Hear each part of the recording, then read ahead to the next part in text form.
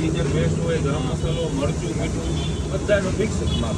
બરાબર. તમે આજે ખાશો તો તમને જે સ્વાદ આવશે એ 5 વર્ષ પછી આવશે. શું વાત કરો?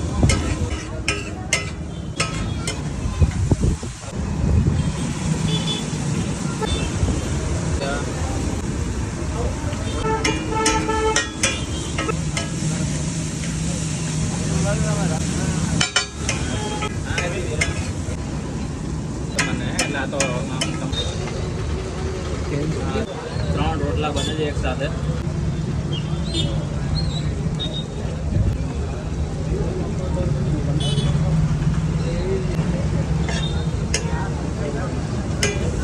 પેલી નથી હજુ કાંઈ ખબર ના પડે.